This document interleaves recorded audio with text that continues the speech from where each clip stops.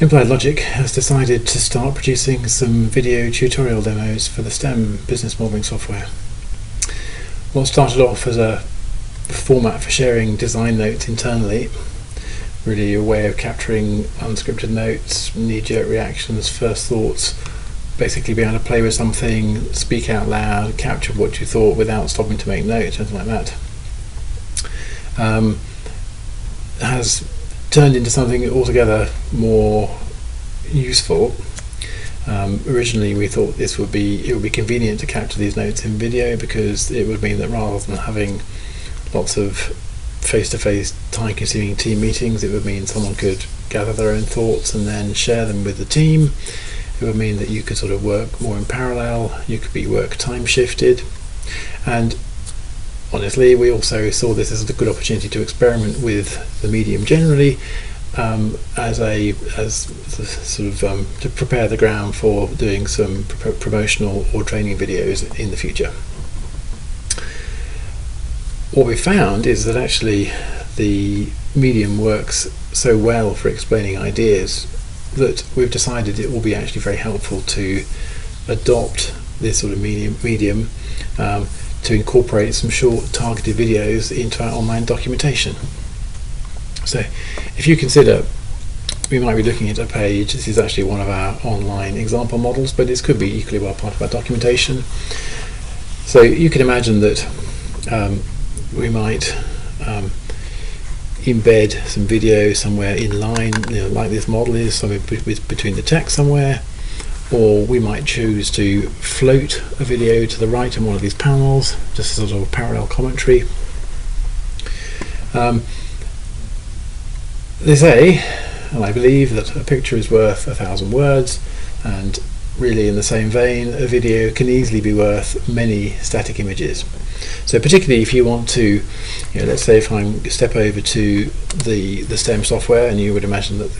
the STEM software will feature prominently in these sorts of technical videos. If I want to illustrate some kind of intricate mouse movement, something like I'm going to click on a button over a toolbar, I'm going to float the toolbar moving around, I'm going to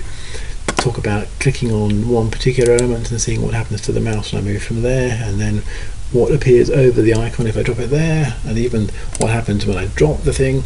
That kind of process, described in text with static pictures, requires many pictures to get anywhere close to a vivid explanation, whereas a short video can absolutely capture the whole thing perfectly. So whether it's intricate things like that or illustrating the progression through a multi-step procedure, we think these short targeted videos will be a big plus with our online help content. And of course our online help is already posted in HTML on the net, so it will be very easy for us to drop some little video channels into that content. So that's the current thrust. We haven't quite got as far as doing the promotional ones yet. Because the videos are going to be mostly about the software, obviously the screen will feature prominently, but we're going to, you won't be surprised, we're going to do our screen layout more generally a bit differently to, if you like, what's more conventional. So if we go back to my browser, so in our initial experiments with this, what we decided was that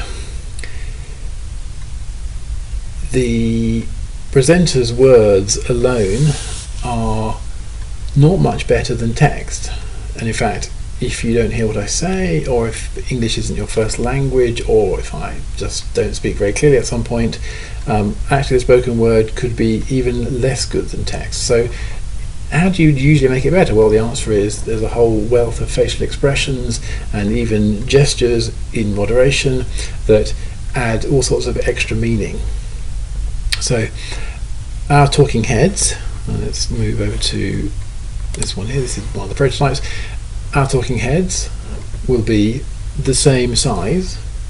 as the video, meaning that they will appear on the screen at roughly the same size relative to how big the software window would be in real life. It's a bit approximate, but the basic idea is that by having a full-size head, we'll go for maximum engagement, and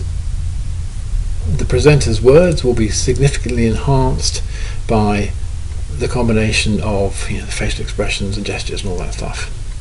So we're going to avoid the stereotypical talking head up in a box in the top right hand corner, I'm guessing it's over there, that is so familiar from online conferencing systems, because I believe that they're suitable in an interactive system where you can ask someone to repeat themselves if it's not clear, whereas in a obviously one-way video, it seems to me we have to do everything possible to help me communicate what I'm trying to say to you as the audience.